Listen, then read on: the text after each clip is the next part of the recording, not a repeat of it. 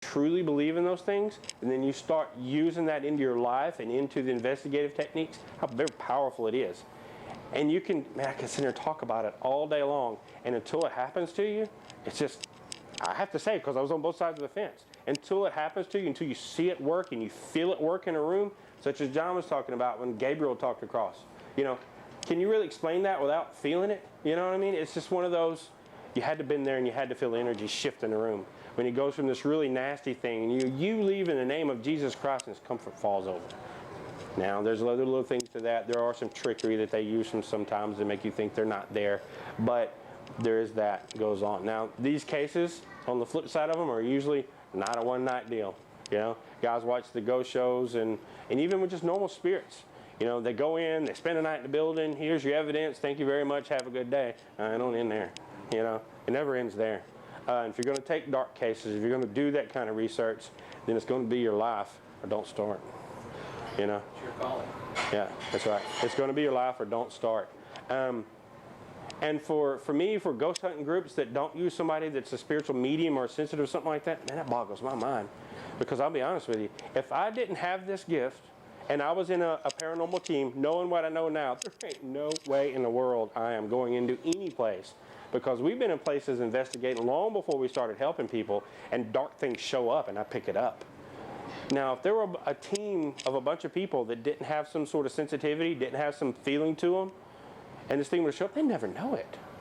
And then the next thing you know, because you see, if you watch the ghost shows, or if you watch any paranormal investigative teams, well, they're constantly calling out to these things. They're constantly, hey, spirit, please come forward, talk to me, you know, invite them into the room with them, those kinds of things.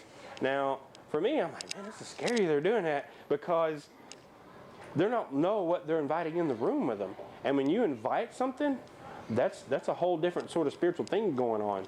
Because we've had groups that we family membered with before that for one specific thing is a location that I can't tell you where it is because we haven't given them the evidence yet. So we haven't got the owner's permission to broadcast. We were invited by another team that we know to go into a place, right? We went into this building. I think they'll probably be all right with it. You think they'll be all right with it? The name of the place is Logan Mansion. It's in Shreveport, Louisiana, or Bossier City. I think it's a Shreveport address. But what happened is we went with another team, and they went into the place, and there has been a long story about this little girl that any paranormal team that's been there so far, she's played with them. And they bring like dolls and little balls and stuff like that, and they just have a good old time, right? And this is again about, what I'm getting to is about the spiritual authority of things. Is that this specific instance is that the lady that's the founder of that team, she's got a sensitivity to her. She sees things and she understands things, but she's scared of it, right? So she's really weird for me because she's scared of all that, but she wants to paranormal investigate, and I'm kind of like, Amber, yeah, you need to get your stuff right, you know, whatever it is you're going to do. And she's like, I don't know what I'm going to do. I'm like, okay, whatever, you know. So they go into this place, and they bring this little doll, and while they're up there doing their investigative, they take this doll and they set it out, and we're like, if you'll play with us, if you'll give us some evidence and play with us where our machines can pick it up, and in return, this doll is yours. You can have it. This stuff starts happening immediately because it's been the say with this house the whole time. If you bring her a gift, something that a young 7 or 8 year old child would like, and you give it to her, she'll start playing with the team. She'll start setting your devices off, and it's happened to her. Started setting her electronic devices off, and these things started happening. Well, what happened was that when they packed up, she picked the doll up, Amber did, and took it home with her. Oh, and then she guess what happened next? Days later, she was home with her. That's right. That's right. So same things work with entities. If you say a specific thing to an entity, if you invite that into your world, right? Up to just as simple, especially with darker entities, they love it when people do that. Say, please come into the room with us and welcome to our environment. Guess what you just did? Right? You opened the door. You just opened it up. That's right. Just let it in. And the weird thing about it is, the greatest trick the devil ever played on man is make a man believe he doesn't exist. And then they can't figure out why their luck went so bad. Well, I lost my job. Why does my life suck? And they never know why, right? Because they don't believe in that kind of thing, right? And then they took a Ouija board one day because that was fun. And they had done it when they were 12 or 15 years old, or now 45 or 50 years old and don't know why their life sucks so bad, right? Most often we find they still have the Ouija board. It's hadn't used it in 30 years and it's in the attic. And then they finally go, oh, by the way, I have this. And it's funny how the things change when you remove that from the atmosphere. You know, we took a call once and talked about, first thing I asked, is there a Ouija board in the house? How do you know that? Yeah. Well, it's not because of this gift. It's just, seems like every time, you know. You need to take it apart. You need to take it out of your attic, wherever it is, it up into, you know, some say 7 pieces, some say 8 pieces. No, just destroy it. Tear it up in as many pieces you feel like good, right? And then, I wouldn't do that. But, the best thing, yes ma'am. What is it about the Ouija board that has the power to allow the spirits in? It's not the board. It's not the board. You could actually use this as a Ouija board if you wanted to. This is our business cards, but you could use this or this set of keys, right? It's the intent behind it. And what happens is with the Ouija boards makes it so easy. The Ouija boards have all these little letters and numbers and the little planchettes, what they call that thing. And then the people all get in their corners, right? And everybody puts their hand on the planchette and said, please invite yourself in the room and talk to us and move. What you're doing is that you're giving whatever the spirit is on the other side, your energy to move that around, right? Okay. So you're connecting yourself to that board and in turn to the spirit world is what's happening. Yes, sir. Now, I've known friends that played with them, and when we did, it was like we would bring in the light of God or the light of Christ. Back to intent. Pardon? Back to intent, yes, sir. Yeah. Keep going. And so, if you're protecting yourself, is something like that still safe? Or are you saying if you're opening a portal and don't ever have one? The correct answer to that is that I never use a piece of device and connect my energy to it. Like any of these devices, such as, say, this, for example. When we turn this thing on and we want to communicate, I turn it on, jack with that, right? That way I'm separated spiritually from that device, right? And if it wants to communicate with that device, then we've let it communicate through that device. And then at the end of it, what we say it is, we are done communicating. You are no longer connected to that device once I turn it off. Click. Be surprised how excuse me, Martin. Your intent or your voice as a human person has that power over the spirit world. It does. And for why that is, really can't answer that to you. Just seen it work. Where we have dominion over the spirits, right? Meaning that the spirits, in most all cases, not every case, but most of all cases, I'm going to say 95, 98%, have to do what we ask them to do. I'm going to say 100% when you have full belief, faith in something higher protecting you, such as God, in my case. You know, there are Buddhists and these kinds of things, and I'm not going to knock any of that because they're all asking for the same God. They're just calling him by a different name. You know, it's what God says in the Bible, I am what I am, right? He doesn't care what you call him by, right? What he does care is that you believe in him, right? And that you have your authority over the spirit world in his name. Because we're all created by him, even the nasties, you know, they're created by him too. And then that's another thing where investigators have had troubles with these kinds of spirits is that we've had calls before, I've had calls before about them experiencing this really weird looking angel in buildings. That bothers me, right? Because what I found with my experiences with angels, they're right in my face, right? I am this, don't you mess it up, right? Not some trickery. Well, I'm the angel of this, and I also do that, and I also do this. You know, a little kind of trickery game kind of things. A lot of people forget when they're doing these kinds of things, messing with negative spirits, that they forget the fact that these negative entities, such as demons, if you will, they were angels at one point. You know, they were in heaven and screwed up and got thrown out, got evicted. Now they're paying rent down here. You know, messing with us. I guess I should move along to equipment now. I've been talking long enough, right? Yes. You know, sometimes people feel that they have an entity or a spirit maybe, and so people will, you know, like talk to it and say, you know, in Jesus Christ, go away or leave the room or get out. So what's the best way to get rid of, you know, if you do have some kind of spirit or entity or whatever hanging around? One is intent, right? First, again, everything we do is about intent. What your intention was when you started, right? For us, it's the intention, the way we even started this group and the way we go about. And I tell you, when we do investigations, the first thing that we do before we ever really step foot on the property is we have a group prayer. Group prayer, we all get together, we bow our heads, we pray to God that we are going into a property and we're wanting to collect wisdom about things from the other side. We ask you that you shed your light upon us. We ask you that you protect us through this night. Thank you very much for all of this. Give God plenty of his thanks. And then we start our investigations. We end our investigations the very same way, right? With that intent of we started going in under God's protection, and when we left, we thank him for that protection, right? And things don't really follow us home that much. we've had good. The weird part about it is that the negative stuff doesn't come around, right? But we've had a couple experiences that we're trying to figure out, and we've been documenting this a little bit of how it happened. We've had a couple little really fun, good spirits that have followed him home, right? Well, they come to my house because that's where the team meets. Well, that's kind of, like they rode in the car all the way home, they come back, they end up in his house. The good news is that the fun ones, right?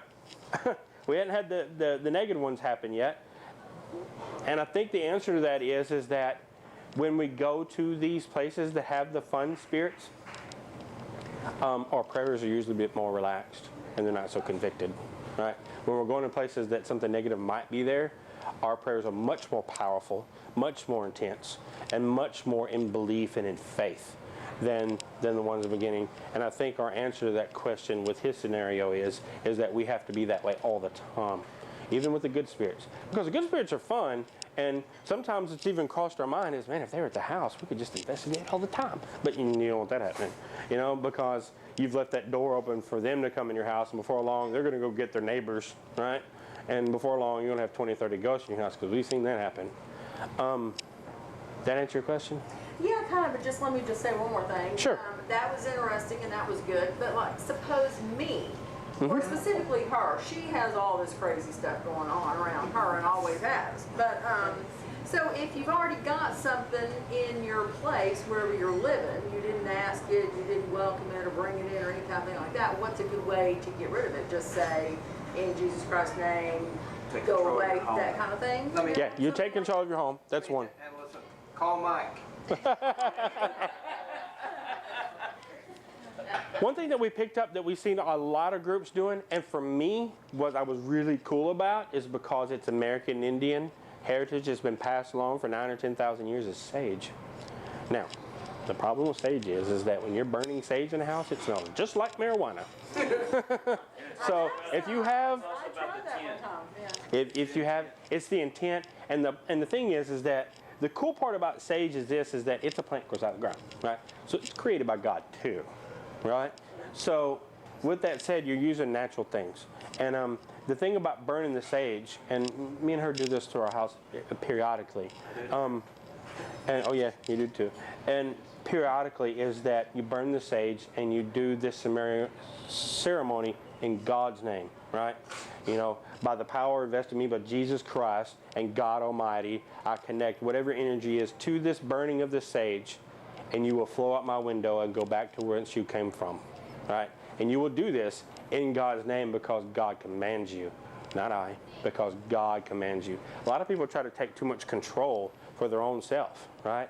And that's a bit selfish, and God will start backing off because God wants his credit, and that's just the way he is.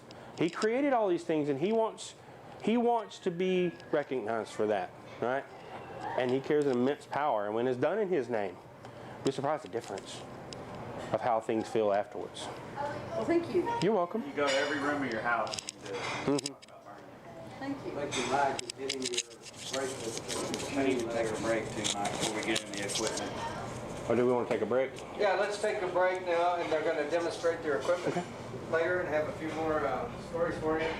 And just to remind everybody, The next segment we're going to do here, yes sir, is to go over some of this equipment, some of the things that we use and we do. And I'm going to incorporate a few of us that are here into this. So we're going to pass around a little bit. I'll get started with some of the stuff that I know. We've got Mr. Martin Bravo here. And he builds equipment. And he's got a mind to think about building electronic stuff that matches the things we do. That's just unreal. And but we'll start with the normal stuff. Start with the basics. Things to bring to an investigation if you're going to paranormal investigate. And the biggest thing is the basics. The first thing that you bring is you, right? Because actually the biggest piece of equipment that any person has got is you. And I'll tell you why. We talk about this gift I've got, this sensitivity, this mediumship.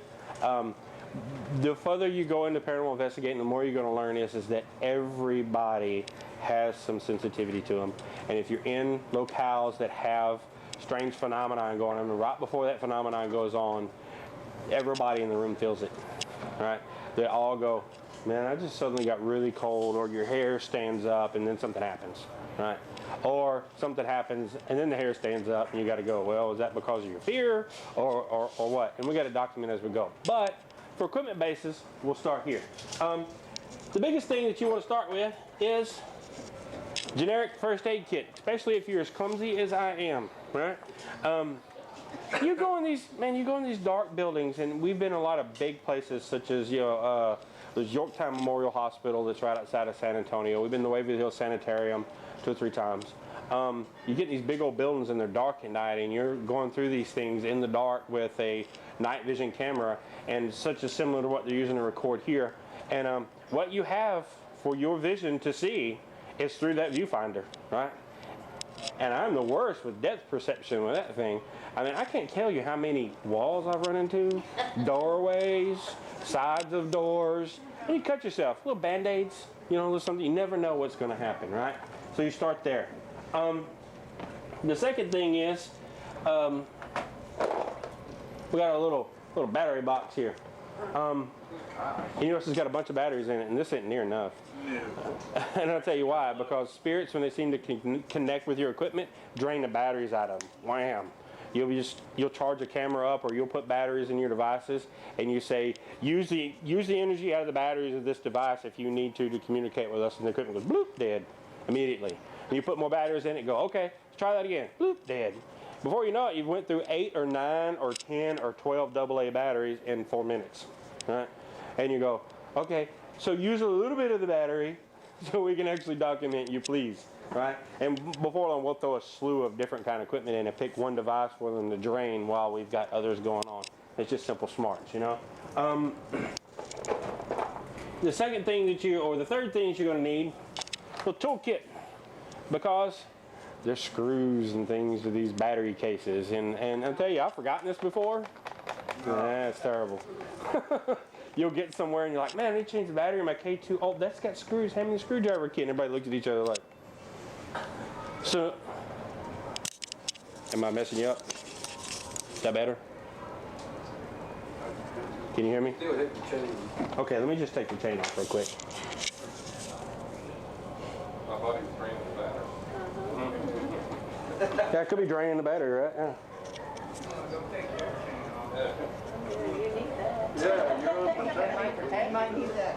Nah.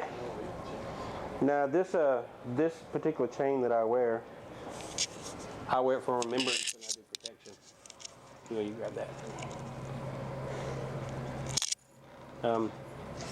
You get into that a little bit, you'll notice it's a Celtic cross. My family's Scottish by nature, and I went to Scotland this last year and picked that up. But anyway, back to the clip. I'm sorry? You just answered my question, because I asked the universe a minute ago to have you tell us that when you were doing that. And